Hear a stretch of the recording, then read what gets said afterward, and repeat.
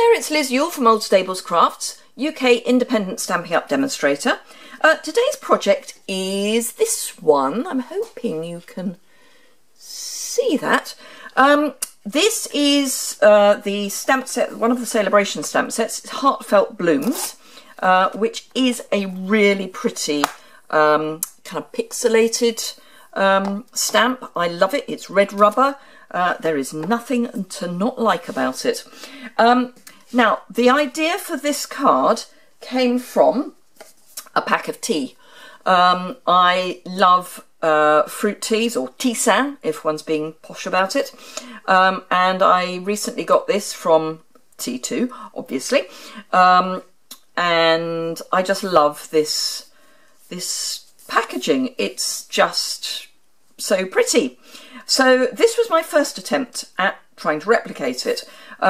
I'm changing up the colours so I can see if I can get slightly closer to this, but I thought I would show you how I made it. So it's also my first on-camera Stamparatus video. The Stamparatus first release is done. Anyone who was in the first release should have theirs already and should have had it for some weeks now. The second release is due any day now. It's literally any day now. Now, this always depends, of course, on when I post this video. But as at the moment when I'm recording this, it's any time now. So, couple of things about the Stamparatus. A, it comes with two incredibly strong magnets. I mean, that is just really strong. My recommendation is A, wrap it in washi tape so you've got a couple of handles, and B, do not use both at the same time unless you really have to, and then make sure you keep them as far away as possible, because if they snap together they will potentially break, which is a problem for two reasons. A, you'll have shards of magnet, which is not great, and B, you'll have sharp edges on your magnets. And Stampin' Up have said that they will not replace broken magnets. Now, in the annual catalogue, when it comes out in June, when this is officially launched, I am advised that spare magnets will be available. But just to warn you, they are not going to replace broken magnets just because they snap together. Now, on the back here, you have got two little places to keep your magnets, so they are separate. Personally, I don't see a need for two magnets at any one time. I guess if you're doing a really large bit of stamping, it might be necessary, but I haven't come across that yet. Now, the joy with any stamp positioning tool is that you put your card down, you get your stamp out, you stamp it, it's not quite right, and you can stamp it again and get a nice crisp image. And obviously you can do mass production, so if you're making for a craft fair, or if you're a demonstrator and you're making swaps, great. The difference with ours is that you break it into parts. You get two of these. I've only got one out at the moment, but you get two, and it therefore means you've got 4 stamping surfaces. So you can put a stamp on this side, you can put a stamp on this side, and again, top and bottom, or top and side. Because it's open, it's 7 inches by 7 inches, but because it's open, it means you can stamp on a piece of 12 by 12, because you can use all 4 corners. But it also means you can stamp sequentially as well. So if you wanted to put something in lines, you can have your stamp here, and then stamp it and move down, what they call hinge step stamping. So this is not a how to use your Stamparatus video. I will do that nearer the official launch date, but until such time as we have that date, I am only going to use it occasionally. Right, now I am going to need to be able to take this piece of card away and put it back. I don't like going into the corners too much. I find I get a better image if I'm out a bit, but you could. So I'm lining up at the top and against this first centimetre line.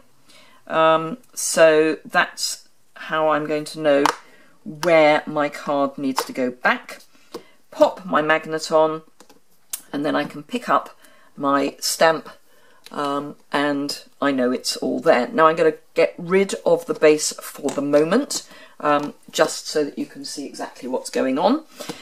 So my stamp is on my base, and I'm going to be using shades of coral and orange for this one, because I think that will be nearer this colour scheme, and I want to see if I can get as near to that colour scheme as possible.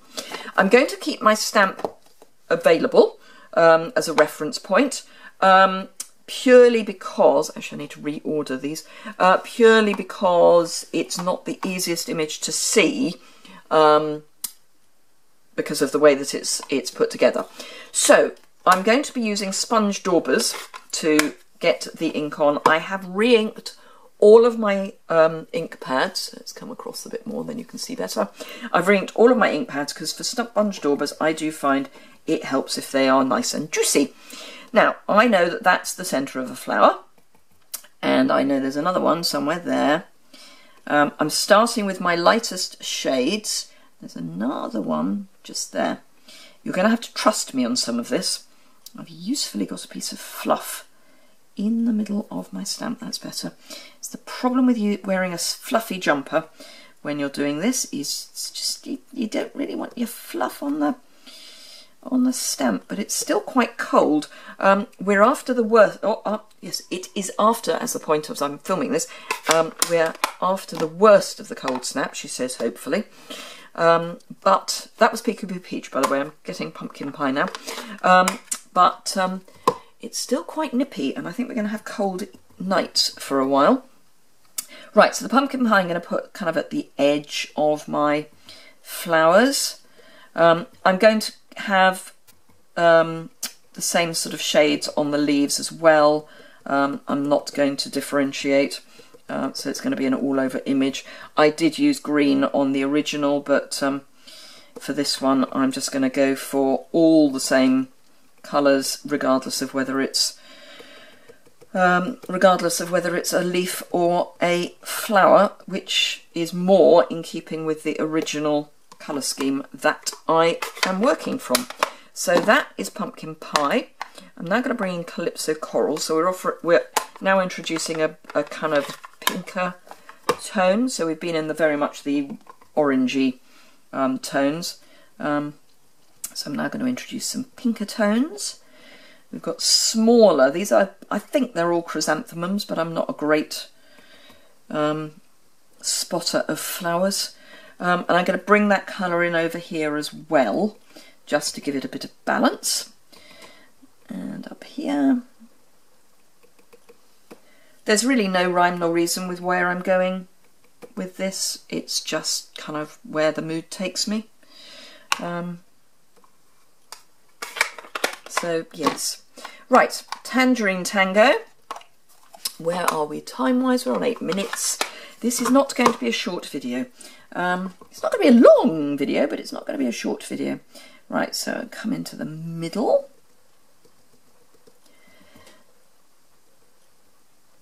Just to add a bit of shading. Part of the problem, of course, of using orange shades, you can't actually see where you've been. It's a great idea in theory, really, wasn't it? Right, okay. I think I have ink everywhere, and I'm now just going to come in with some Cajun Craze just to add a few little dark areas, really, for no other reason than that. I just think it would be nice to have just a few little darker areas. Maybe where there's a more obvious place that there'd be a sort of a bit of shadow. So in the middle of the leaves, for example. Right, let's call that done. I am going to clear up a wee bit, just to clear the decks a bit. And I'm going to need that fairly soon. I'm definitely going to need that fairly soon. and I'm going to need that fairly soon. Right, okay, so the first thing we need is our Stamparatus with our mat already on. This is my smaller size mat, so this is 5.5 by 3 3/4. I'm now going to huff on this, otherwise known as breathe, just to make sure that that the ink is kind of inky. So just make sure that's well stamped down. I'm just going to huff on it again.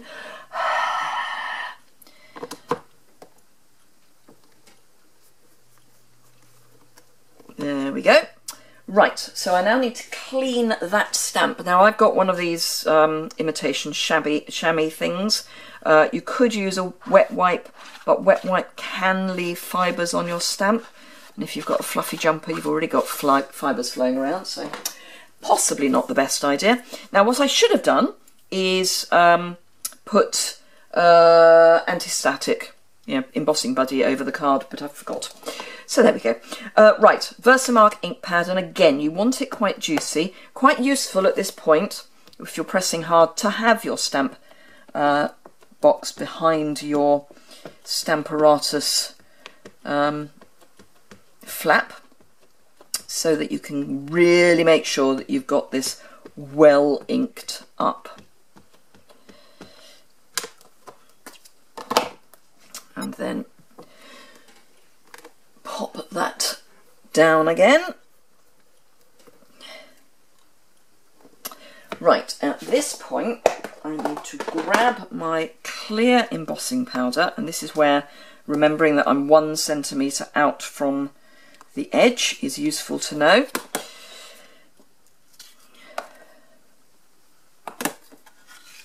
So clear embossing powder.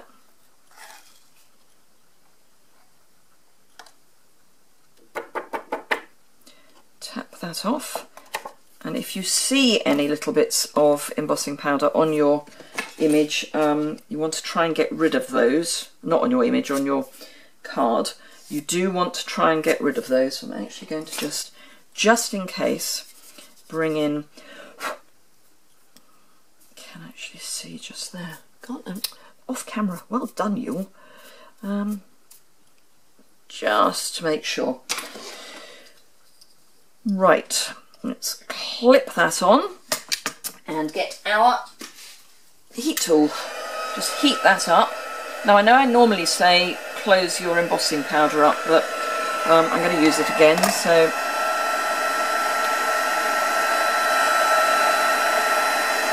can you see? Yes, you can.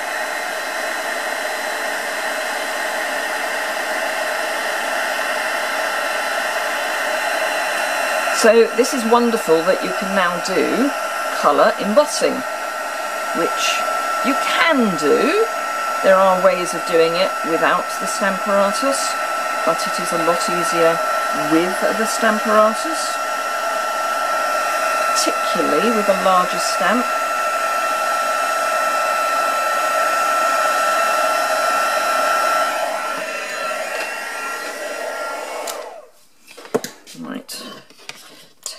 Off. I'm going to need that again. I just want to blast the back a bit to flatten it out. Right. Ooh. My hands aren't working. Right, okay, so I'm just to make sure that that's properly dry. Get it the same way up, 1 centimetre out from here. And right at the top. It's a little wibbly, but it doesn't matter. I'm now going to re-ink my stamp.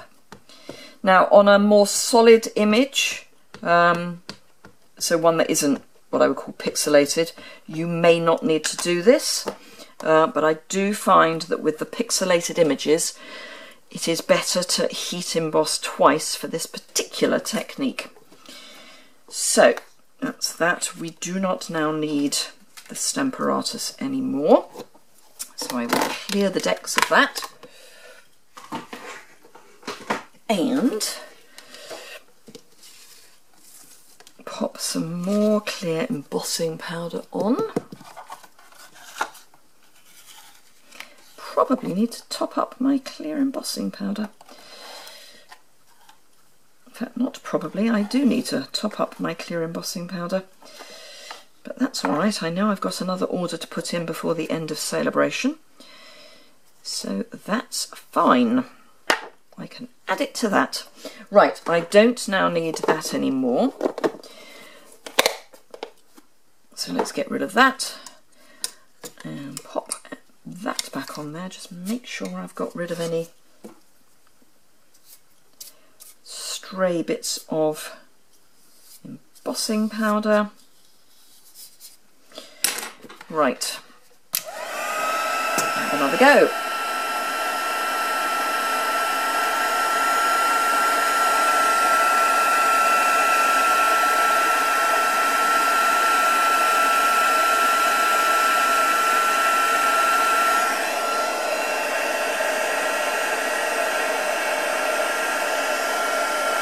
Okay, just checking to see if I can see any areas that haven't melted. Right. Oop. I need to get my thumbs serviced. They're not working properly today. Right, we don't need that anymore. We do need that and we do need those. Right, okay. This is where you need to grab a piece of scrap paper and trust me. Memento ink pad. Now, just make sure it's reasonably dry. Okay, this is called direct to paper. Have the courage of your convictions. Now, I am using Memento. I'm using Memento because for me it dries quicker than basic black, and particularly as we're on camera, I do want to make sure it dries reasonably quickly. And this is where you need your piece of scrap paper, because unless you particularly want to get covered in black ink, which I don't, you want to grab your card. And this is where I say you needed to make sure that you hadn't got any embossing powder where you didn't want it.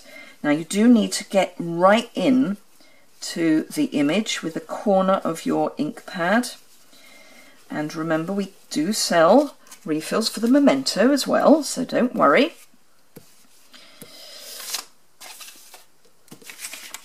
And then just grab a corner and get the last bits. Right, okay. So you could come in with your heat gun and just blast that with the lighter setting. In fact, I probably will, just for a little bit of speed. I wouldn't put it on the hotter setting at this stage.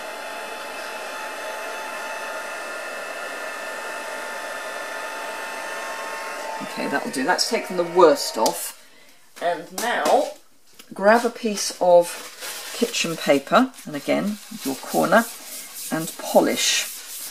And it takes the ink off your stamped image that was sitting because it was on embossing powder, and it also polishes off the excess of your ink, and it does actually give a slight sheen to your paper, which is lovely. And it is only ordinary Whisper White cardstock. Lovely. And that's actually, I think, a bit closer to the colour I was looking for. So, don't need that anymore. Right, let's put the card together. So, I'm going to keep with the same idea. So, I'm going to go basic black. And this is just a piece of A4 cut in half, scored down the middle, to make an A6 standard card base. We're going to stamp a sentiment on the inside. And because I'm using pumpkin pie as my mat, I'm going to go with pumpkin pie for my sentiment. I've just picked the thank you sentiment. So let's pop that in the middle. There we go. Where are we? 19, nearly 20 minutes. I'm nearly done. I promise. Right, okay, so let's pop that on the inside. Fast Fuse is, as at the point when I'm filming this, still available. There is a suggestion that the refills are coming to low inventory levels. So if you want refills, you know what to do. Add it to your celebration order before it goes. Right, so that's that. And let's just grab, I need some dimensionals. I'm going to add some glue, as in Fast Fuse, to the back. I'm way off the camera. To the back of my stamped image. I'm adding a reasonable amount because this is wibbly, which is after all a technical phrase. Just make sure I've got this the right way up. Yes, I have. No, prefer that side, don't know why, just do.